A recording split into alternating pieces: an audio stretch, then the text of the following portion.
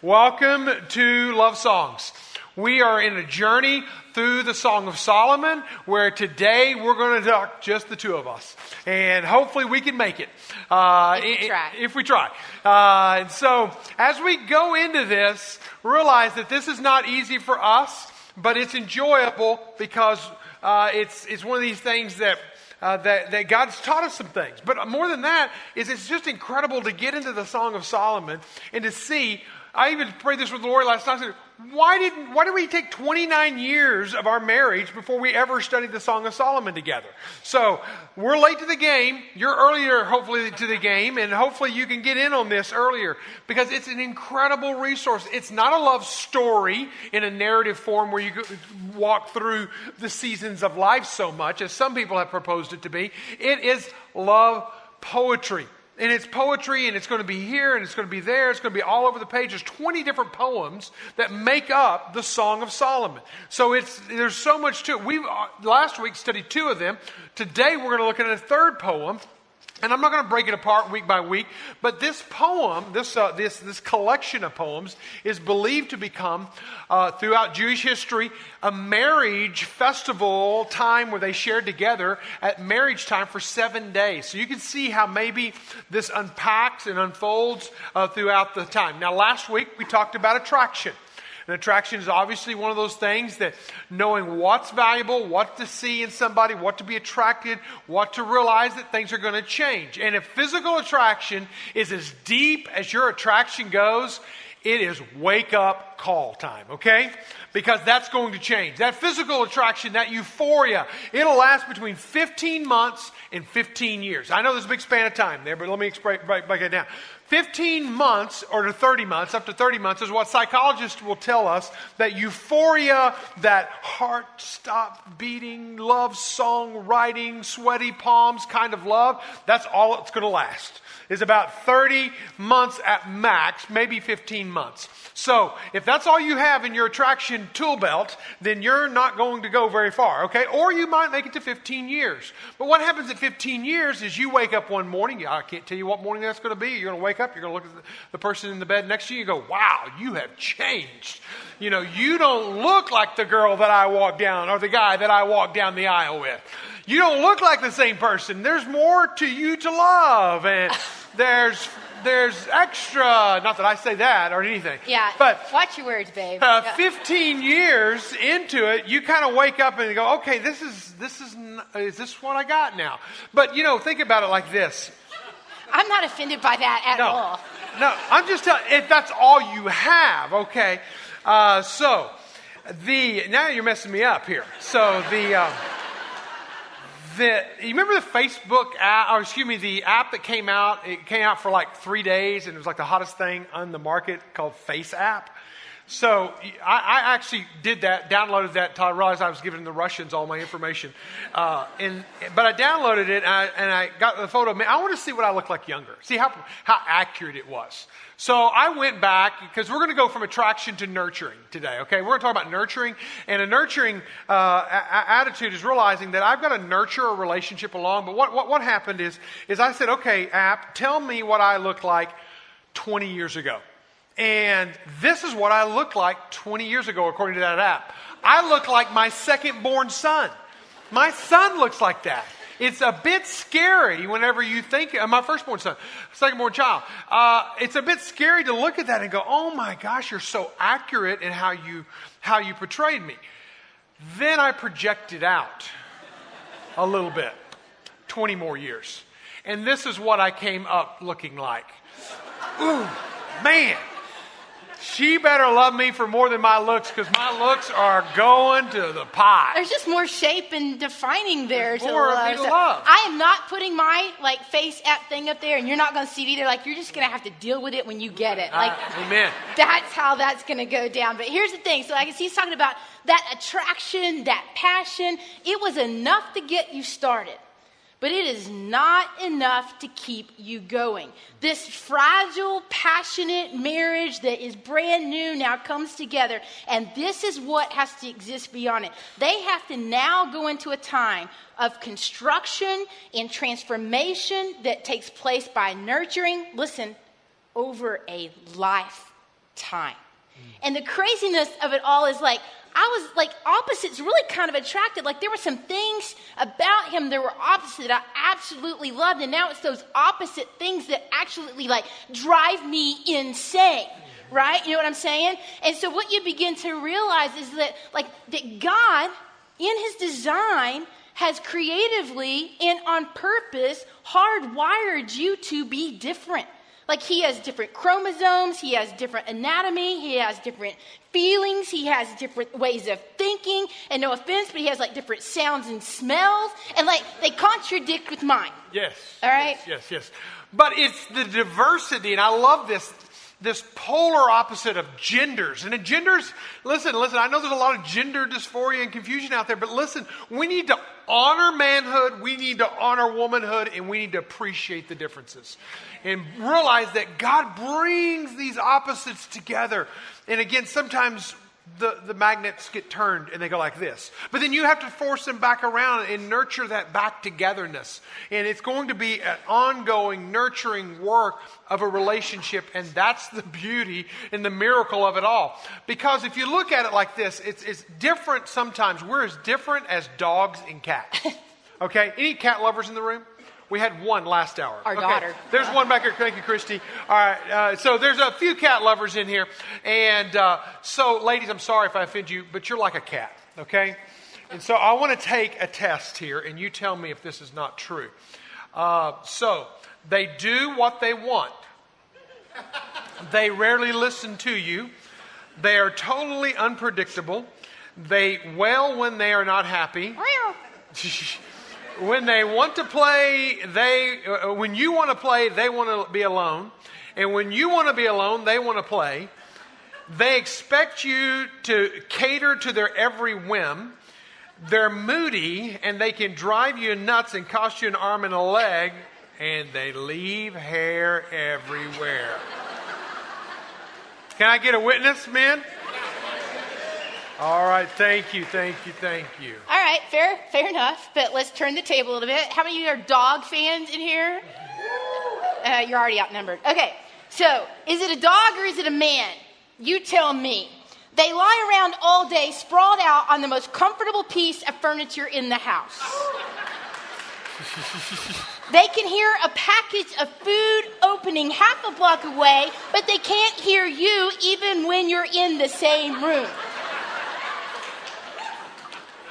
They leave their toys everywhere. They growl when they're not happy. When you want to play, they want to play. When you want to be left alone, they want to play. They're great at begging. They will love you forever if you will just feed them and rub their tummies. They do disgusting things with their mouth and then try to give you a kiss. They can look dumb and lovable all at the same time. That's right. The miracle of love. Wait. They wanted to applaud and you interrupted. Go ahead, lady, applaud. The battle of the sexes today. The miracle, it really is. Marriage is a miracle. It's what Paul said when he talked about it being a mystery. I think it's the way God designed it. It's a man and a woman coming together. And again, what attracted you to that person can get the fires going, but it won't keep it going if you don't nurture it. So if you have your Bibles and so forth, open to 2nd chapter of the Song of Solomon. If you have your inserts, your little journal Bibles, then you could just open that up. It should be pretty easy to find. We're going to talk about the Shulamite lady is going to speak today. That's who we believe is Solomon's wife here, whom he's writing. And I realize, next week we're going to deal with basically all the time is going to be Solomon speaking. So we're kind of getting voices here. Last week we got male and female voices going parallel. This time we're just dealing with the Shulamite woman.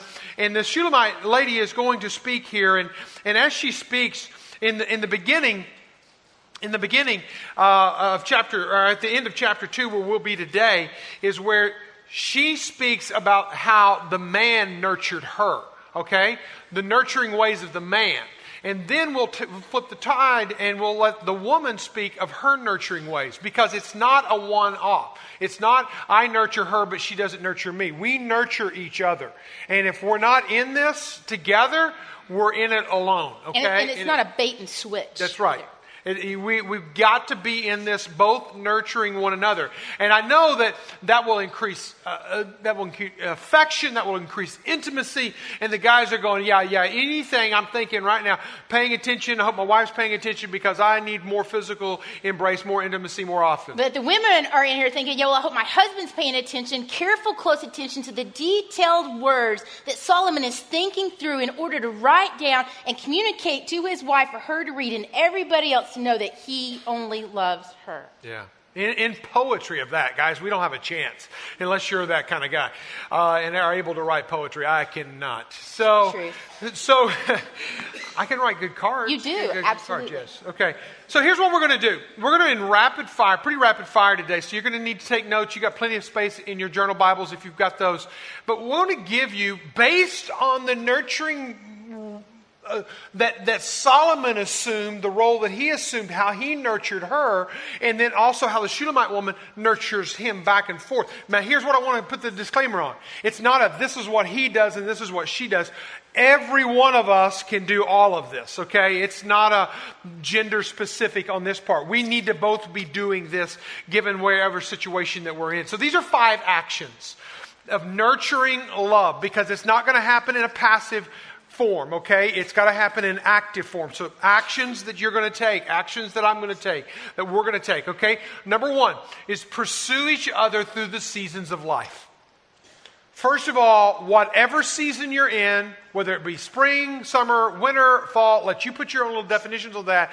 You need to take the role of active pursuing the other person. Now, again, let's go to our text in chapter 2, beginning in verse 8, where he starts the third poem here.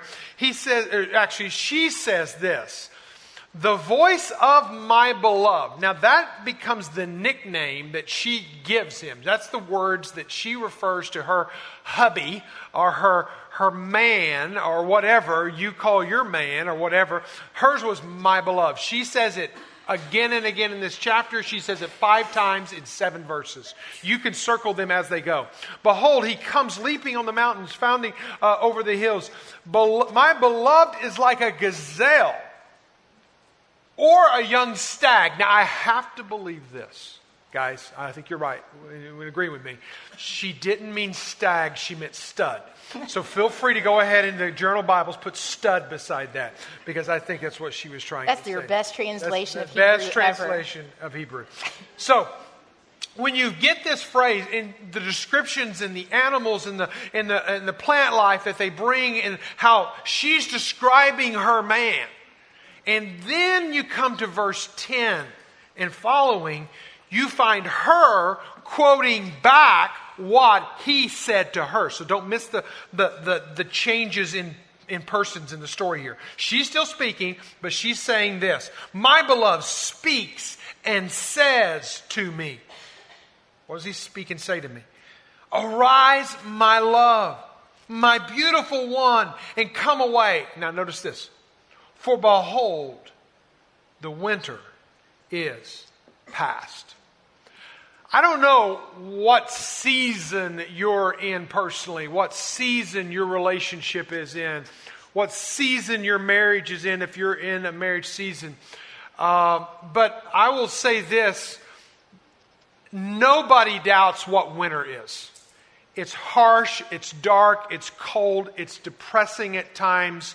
It can be cold in the house, cold in the bed, cold in the communication, cold in every way imaginable. But what is he saying to his beloved? He is saying the winter is past. He is speaking positive words over their relationship. And he is saying this to them. And again, we don't know the story. We don't know the backstory. We don't know what prompted that. But it's just important for all of us to realize, embrace whatever place you are in right now, whatever season you're in right now, that you pursue the other in that season.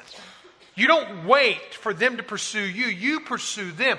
H. Norman Wright, who's probably the guru of marriage writing, whenever I was going through my counseling minor, it said this: in the seasons of marriage, couples of all ages will discover the different stages of marriage that they will encounter and how to prepare for the challenges that they never thought about during their courtship period.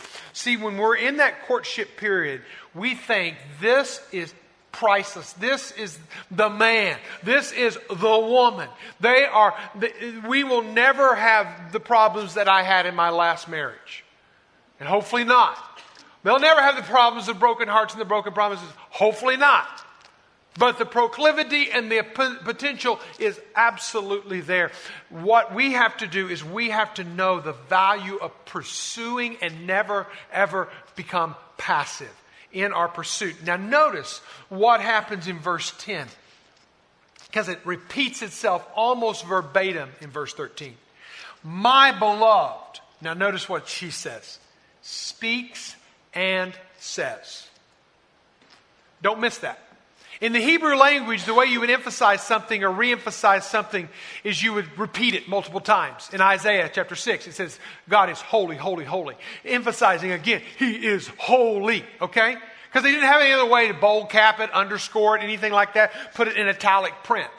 So what they would do is they just repeat it. So what she does is she repeats the same thing twice. She says, He speaks and He says. So she is emphasizing this here, that I'm hearing this. It's communicating to me. I am leaning in and I am paying attention. Now what is he saying? What is he hearing? She is hearing this. Arise, my love, my beautiful one, and come away. And he does the same thing again in verse 13. Notice that. Arise, my love, my beautiful one, and come away. Literally, she bookends in quotations what he says. Arise, my love, my beautiful one, and come away. Basically, in a harsh, hard season of winter, and maybe you're in that season, the best thing you can do is rise up, man or woman, or both of y'all, and say, I'm pursuing you. I love you. You're my beautiful one. Let us arise. Let us come away. Let us get aside. Let us recalibrate. Let us realign.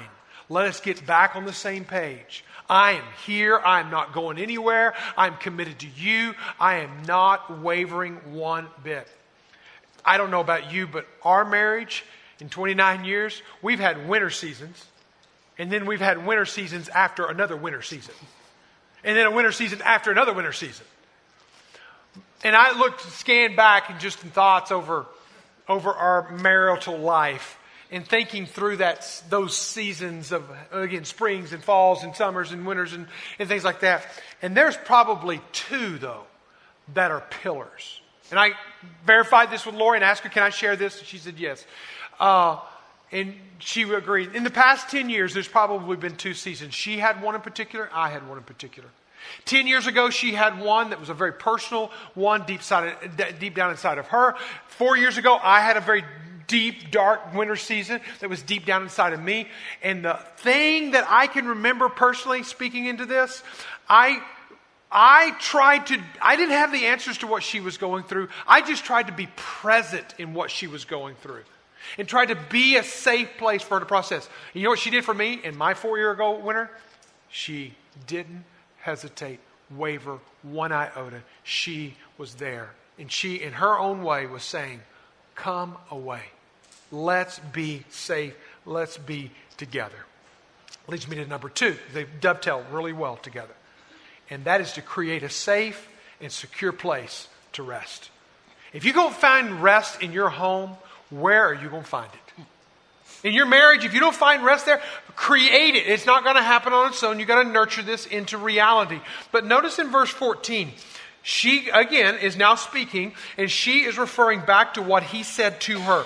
Oh, my dove. He calls her a bird. Now, last week he called her a horse, so he's getting better. He calls her a dove. A dove is a beautiful, elegant, white bird that would fly And dove represents back to Noah's time. So he chose a bird of promise. He chose a bird of purity. And he calls her this beautiful dove. And then he says this, in the clefts of the rock and in the crannies of the cliff, let me see your face. Let me hear your voice. And if that wasn't good enough to hear it once, let's say it again for emphasis. For your voice is sweet and your face is lovely. I want you to hear what the man is communicating to his wife. He is saying, I not only see your beauty and want your body, I hear your voice, and I want to be a safe place where you can talk, where you can emote, where you can process. And I want to be the cleft of the rock. I'm calling you away, but I'm calling you away as a dove to the cleft of the rock. Now again, you got to go to Israel to kind of picture this, but it's very rocky and on the edge of the desert, and you got all these rocks and crevices that are tucked away. It's where David ran from Saul for his life and ran into the cleft of the rock. And so, men, listen, be a safe place that your wife can process, can emote, can feel, can think out loud. And women, be the cave instead of the man cave that your husband has or wants. Be the cave that he wants to go to as his safe place to get away. Moses hid his face in the cleft of the rock to prevent the glory of God that was so great and vast that would have killed him if he had seen God face to face. The Bible even says that. He hid his face in the cleft of the rock because it was safe and secure. Obadiah in chapter 1 verse 3 talks about the cleft of the rock is where people would build their homes and they would live there because it was safe away from the enemy. I want Lori, and I can tell you this, Lori is in a season right now that's not a winter season, maybe more of a fall season. That as she has intentionally, prayerfully stepped down from her job, and it's created some, and I've asked her if I could share this, has created her own little disequilibrium, her own little reflection, her own little process that she's going through. Yeah, there's financial questions and unknowns. Yeah, there's future questions and unknowns. And yeah, there's personal identity questions and unknowns. And you know what? I don't have all the answers, but I am going to communicate this to her. That we're okay. It is safe. You are secure. We're okay. Let's do this together. And that's what I want her to hear more than anything.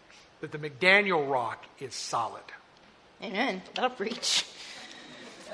All right, so we're going to switch a little bit from looking at how he is pursuing her to now how she is pursuing him. And as we kind of dive into saying in the same passage of Scripture, the poetry and the words are going to get a little bit more intimate. And I know that at times that, like having this conversation in church, it can make us feel uncomfortable. I can assure you this, that the Bible is not prudish. And God is not embarrassed concerning sexuality.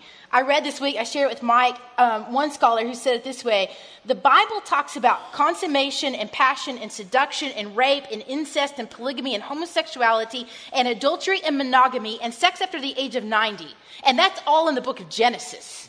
Like, that's just the first book of the Bible. So as we kind of like dive in, and even next week as Mike gets a little spicier with it, can we just set this as the standard, as a life principle, that we let the Word of God, not the world, create a healthy view regarding sexuality?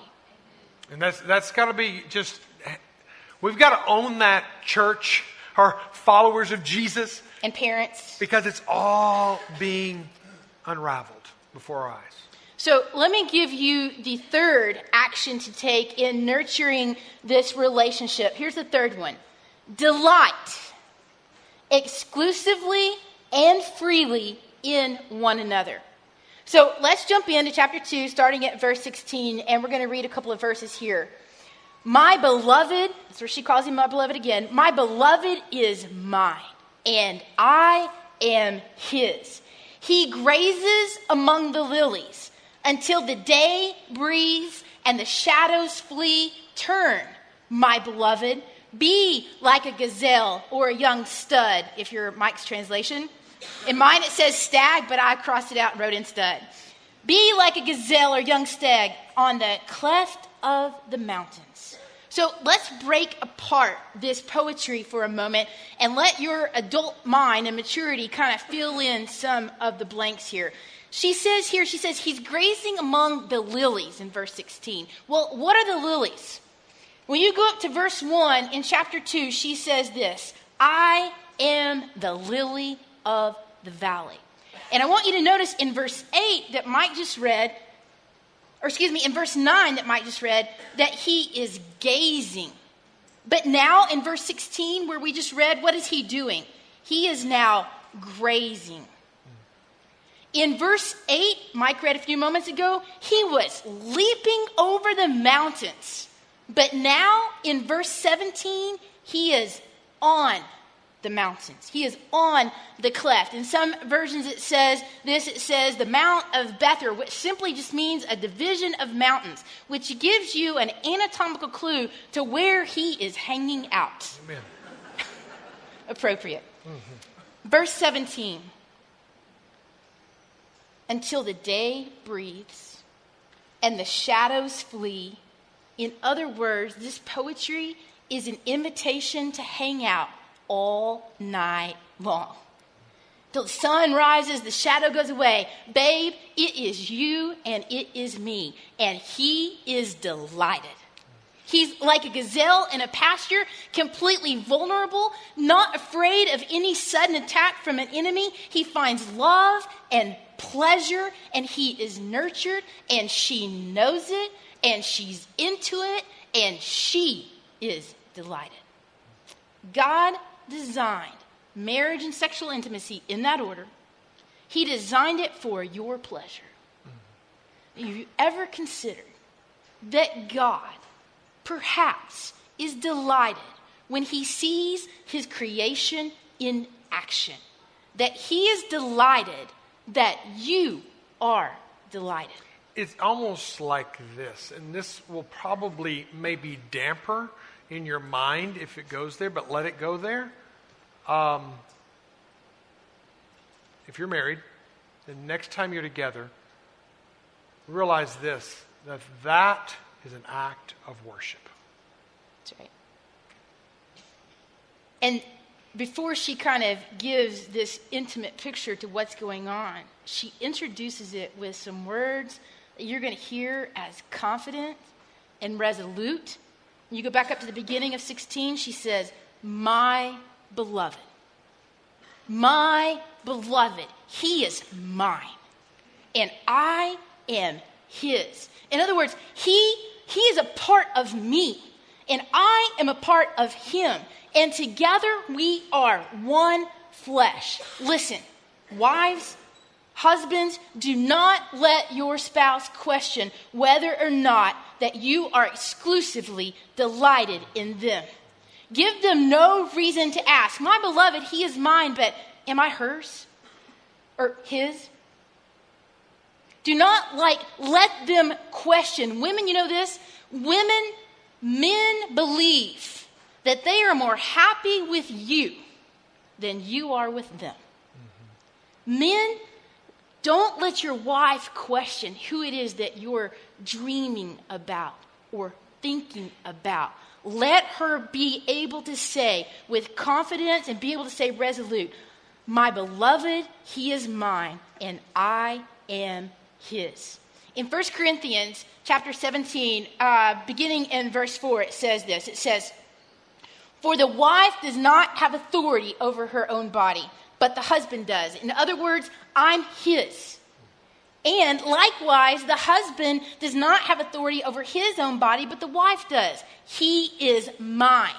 So, do not deprive one another except for perhaps by agreement for a limited time that you may devote yourselves to a time of prayer. When I found out that I was pregnant with our second child, I remember where I was standing, and I remember my thought when I found out I was pregnant. I thought, how did that happen? Like, I was thinking back, like it had been weeks in our marriage that we had been together. And it wasn't because we were devoting ourselves to prayer, okay? It was like a lot of marriages where you begin to be crazy and busy and you begin juggling jobs, and he was doing full-time school, and we had a new church, and we had a newborn other child, and we were ministering, and we were meeting and leading and encouraging and teaching and speaking and giving and parenting and arguing and visiting and exercising and fellowshipping and planning and mowing and cooking and cleaning and working and studying and writing and balancing. And you wonder why when the partner comes to bed at night, they roll over. And die. And There's no love making in that paragraph. They're exhausted. And what we began to realize, and I began to, like, we were together in bed, and yet we were so far apart. Physical proximity does not necessarily equal intimacy. And the love and the delight that we had for each other seemed to be hijacked. And we had to learn a new way to be intentional, not just being in love, but being intentional in learning to love. Yeah. Let me just tenderly address also something in this room. When you think about the action of delighting exclusively in that one another, and that I know that we have marriages in here that, like, if you would add that list, there would be other things that you would put in there that you might not want to even say out loud. Like, we've had adultery enter into our marriage. We've had a realization of an addiction to pornography. We're dealing with the after effects of an emotional affair. And I don't want to lighten any of that just by condensing it down to just a few sentences. But I do want you to hear us say that you are not a slave to sin. And you are not held captive by shame. And what we would want to know is this, okay, so what are you doing about it today? Like, is there total confession? Is there repentance? Are you seeking counseling?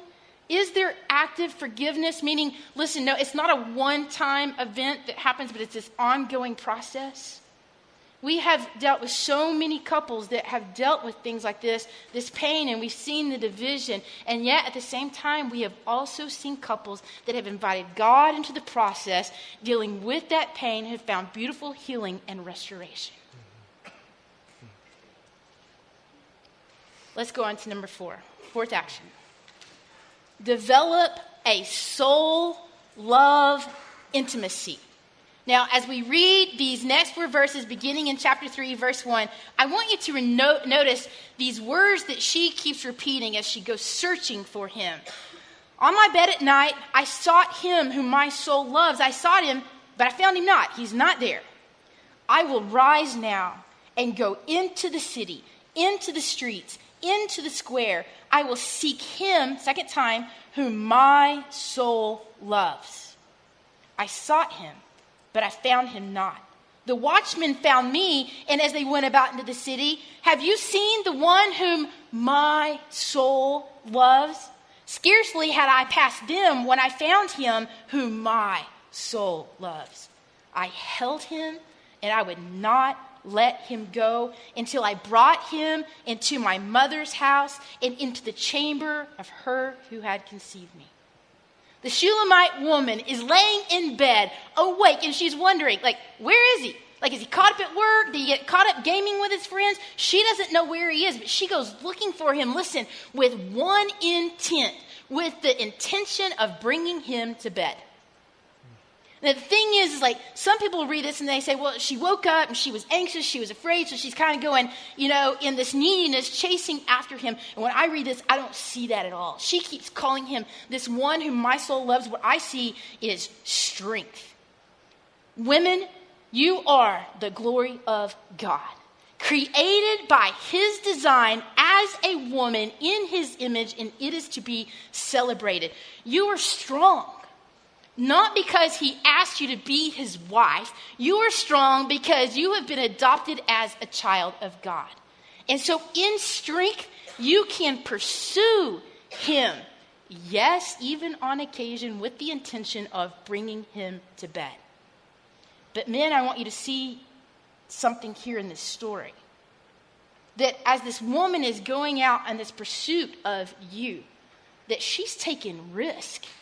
Like, she is putting herself in a vulnerable position. She's going out alone at night in a city that is obviously dangerous because there are watchmen roaming the street. She even bumps into one of them, has a conversation searching for her soul love, and she is in a vulnerable position. She is putting her soul out there, and you need to know that women feel like when they're putting their soul out there that it's more vulnerable than having sex.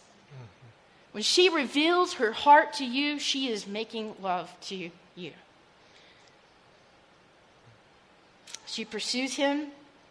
I don't know where she finds him, but when she does, in verse 4, it says, "When I found him, I held him and would not let him go." A few years ago, Mike referred to it, this kind of winter time in his life. It was a weak place where he was flirting with quitting. He was entertaining voices of shame continually. And for the first time in our 24-year marriage at the time, I saw his fragile soul and the depth of what that looked like. And I knew then that he didn't need, questions from me. He didn't need to process verbally what he needed to know. That in all of him that is completely exposed, that he is fully known and he is fully loved by me. That he is, without question, my soul love. She calls him my soul love. And I don't believe that this was conceived simply just because of physical passion. Soul intimacy is conceived through physical, emotional, mental, and spiritual intercourse. And when I say the word intercourse, it has an incredibly intimate undertone with it. When you look it up in the dictionary, there's 3 definitions. And the first 2 have nothing to do with physical interaction. The very first one is this, is that intercourse is communication between individuals. The second one says it's an interchange of thoughts and feelings. And then the third says that it's about sexual relations. To a guy, this idea of like, you know what, I want some of that soul love, but it sounds like an awful lot of work to be able to get it. And to a woman, she's like, I want some of that soul love, but it just sounds like wishful thinking. Now, let me tell you this. Wishful thinking and hoping that it's going to happen is not going to create this kind of soul love. It doesn't happen by accident, and it doesn't happen by you just praying, hey, God, give us some of that soul love, like he's going to show up like Santa Claus on Christmas morning and deliver you a gift pack, wrapped package of some soul intimacy. It's nurtured. It's nurtured. It has to be nurtured. And so it takes time, it takes construction, and it takes nurture, it takes vulnerability and trust in order to be able to maintain it. Brene Brown says this way, vulnerability involves uncertainty and risk and emotional exposure. Vulnerability is the birthplace of love. The good news is that within your spouse already exists this desire to be fully known and fully loved. It's just your job now to cultivate it and nurture it. Women, I want to say this very clearly. We don't understand this person that we are supposed to nurture. And soul love cannot exist for him without intimacy. Physical intimacy cements him to you in a way where he feels now that he can be fully and emotionally vulnerable with you, where he can express self-doubt and still feel loved. Men, you don't understand your wife.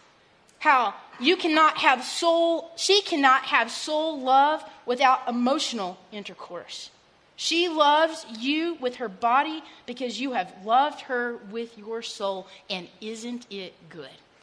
Like we hear it, we think, this is so complicated. And God looks at it, he says, this is beautiful. Because what it requires is it requires 2 people who are givers. Not one who is a taker and one who is a giver. Not 2 and both of them who are takers. But both of them have to be givers. There's one more action that we want to give you today from this passage. And as you study it yourself, you may see other ways that they nurtured each other, especially throughout the rest of the chapters together as we continue our journey. But this one, literally, we almost developed an entire message off of it because it's that important. So jot it down. Protect your marriage against all predators. Protect your marriage against all predators. And there are many, and they come in so many different shapes and sizes. But nurturing healthy love is being responsive to needs, which is a lot of what we've talked about so far, while being preventative to the threats. Getting out in front and recognizing this is a threat. I've got to deal with this. This is out there. And calling it what it is. And really owning what that potential threat is. Now what he does, in a kind of an odd, kind of one-off, kind of a drop it right in the middle of the text. You don't even know why it's there. It's confused a lot of scholars. But I think if you just let it flow, I think you can hear the cautionary call out in here. And in verse 15, he just says this: catch the foxes for us, the little foxes that spoil the vineyards, for our vineyards are in blossom. When you study like these little foxes, like foxes are sly. They're stealthy. They come out under the cover of night. And what they want to do is they want to take the seen fruit off the blossoms. But you know what else they do, these little foxes? They burrow underneath the ground, destroying the root system of the entire vineyard. And what he's saying here is like, look, you got to protect this. She says this, like, go catch the foxes for us. This isn't an individual kind of thing. This is something that you both have to be aware that you are after, that you are capturing and destroying these little foxes that want to destroy any kind of growth or bloom taking place. And that could be a thought, it could be an action, it could be a habit, it could be a lifestyle, it could be something that you brought in from your upbringing. There's so many foxes. There's 101 foxes out there that could destroy. And Satan doesn't care which one it is. He doesn't care. Just one fox is all it takes. And if that one fox is unaddressed, then guess what? It will spoil the vineyard. So here's a homework assignment. I said every week you're going to get a homework assignment, whether you're single or you're married. Are you ready for it? Number one, this week, if you're single, your homework assignment is to identify personal foxes inside of you. Personal foxes inside of you that are destroying relationships, have destroyed relationships in the past, have hindered relationships from going to the depths that they need to go, whatever the case may be. If that is you, now again, if you're single again, that means you've been married and I can tell you about all the foxes of that loser. No, you're not focusing on them. You're focusing on your little foxes, okay? So identify them. If you're married, here's what I want to challenge you to do. I want you as a couple to do this together. So Lori and I did this. She wrote down 3 little foxes. I wrote down 2 or 3. We worked on it together and we kind of massaged it down into 5. 5 foxes that we've identified over the past 29 years that we've had to see, arrest, capture, and kill. Capture and kill. First of all, you got to see it, though. If you don't see it, you'll never be able to capture it. You capture it, and you got to kill it. Okay, so whatever it is for you. What we're going to do, just as samples, we're going to get up here in front of the bright lights and everything and tell you our foxes. All right, that we've wrestled with for the past 24 years. 29 years? 29 years almost. 28 and a half. So you're like 24. You're good, babe. Don't worry. Okay, so here they are, real quick, rapid fire. Jot them down if you want to. There are foxes. You can talk about us when you go for lunch or something like that. 1, conflicts. This is the way we would describe our conflicts. You have to have a winner and a loser. Or can you have a winner and a winner? My philosophy is you have to have a winner and a loser. And I'm going to win. All right? That's just the way it is. It's kind of like, and the thing is about our arguments for a lot of the years, and it started this way. Literally, we had our first argument on our honeymoon. And so it just kind of started there. And it went that way for a long time. Until I had to realize that it's not a winner-loser. It is a winner-winner. It's like we've got to get it together to where we're both coming away from a conflict, realizing, I'm good, you're good, we're good, and we're moving on. Because what would happen is we wouldn't become hysterical as much as we would become historical. And that means basically we'd have an argument, and that a year later, in this new fresh argument, we would talk about the argument from a year ago. And Nobody in here can would get identify with dragged into this argument, and then we would drag that into the next argument, because we never knew how to resolve conflict to a win-win. So that's number one. Okay, number 2 that we identified were wounds, which means you've got them and you carry them around as baggage, which means you got to unpack the baggage. But what we didn't realize when we stood at the altar and said, I promise to cherish love and everything, like we didn't include in our vows, like, I, Lori McDaniel, a sinner with a past history and brokenness, take you, Mike McDaniel, a sinner with a history and, past brokenness, and we're going to come together. Not at all. Like we came to this marriage clueless that we had any wounds or bags that were sealed up. And it began over some counseling, when a counselor would identify some of those things from his past, some of those things from my past. And then even then, still our posture was a little bit like, yeah, well, I've kind of dealt with that. Or, yeah, well, that's just the way I am.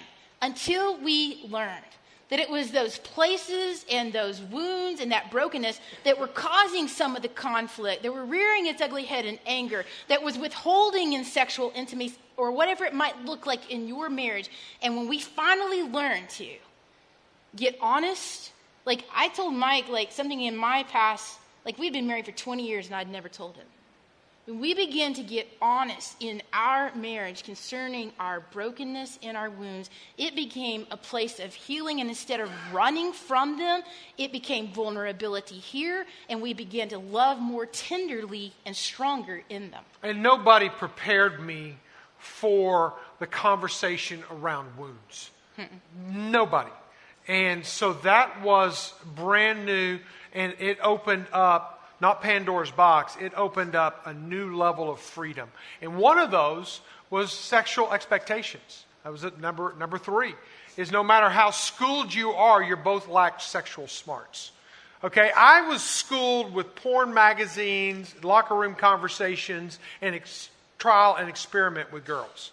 That was the level of my sexual experience and knowledge. And now I go into marriage.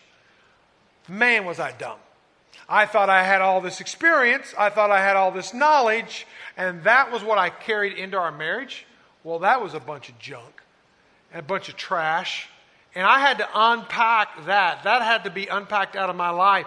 And learning that and learning her needs in the whole encounter and my needs in the whole encounter was revolutionary in our relationship. And I said this last week. I'll say it again this week. I may even say it next week. Communication is the best lubrication to love. And I promise you on that one.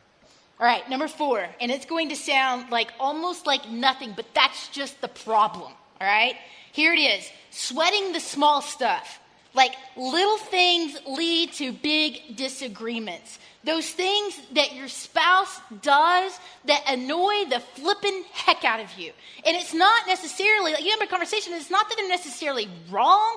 They're just different than yours. We were laughing about this last night, talking about we had scheduled time to be intentional, in our relationship, to have a date. So we got into the car and we're driving through the neighborhood. And all of a sudden, this thing surfaces that he thought one way and I thought the other way. And I guarantee there was neither one of us was wrong. We just were different. And neither one of us were going to compromise on our way. So it began to elevate and it began to escalate. And so by the time we got 1.5 miles to the on-ramp and the highway, the only thing that we could both agree with was this date was over. Cheap night. I have to say that. It was really a way to save money. If you know you're not going to go anywhere with it, you might as well end it. Well, and I can tell you, too, that there was no hanging out in the cleft of the mountains that night either. So, touche.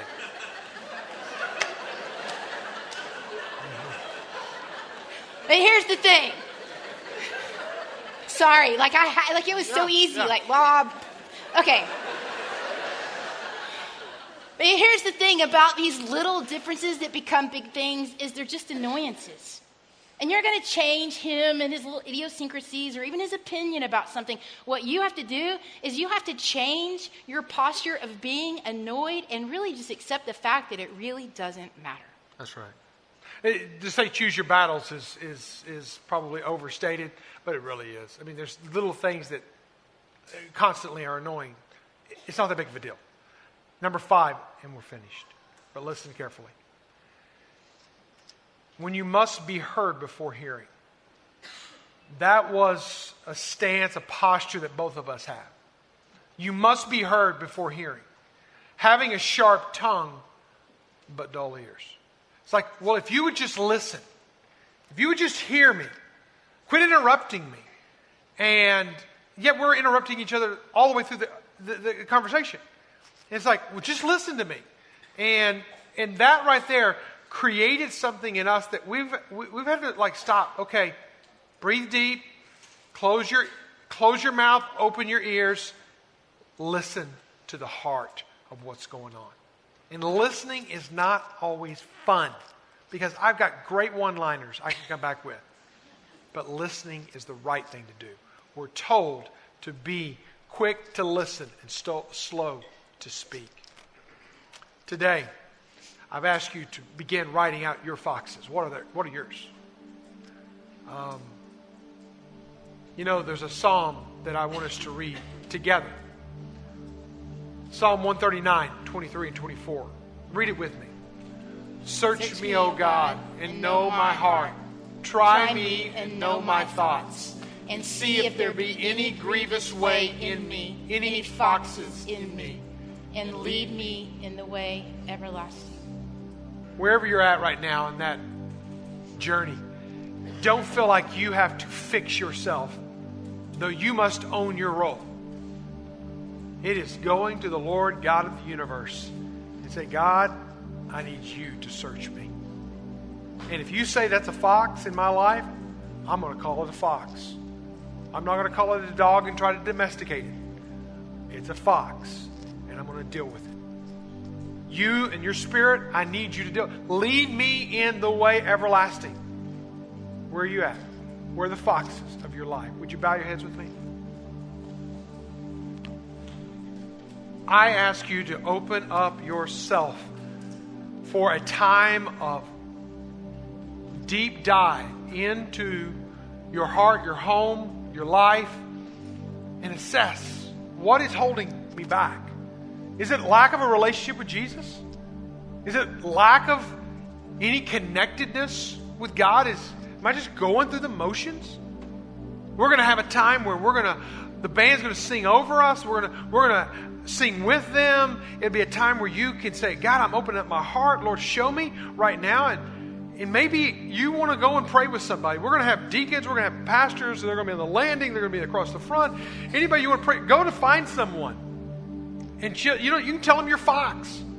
This is the fox that I'm dealing with. You can say, I can't tell you that right now, but would you just pray for me? Father God, know our hearts. Don't let us hide. Don't let us be blind. Help us to be free here and now. In Jesus' name, amen. Stand together as we worship.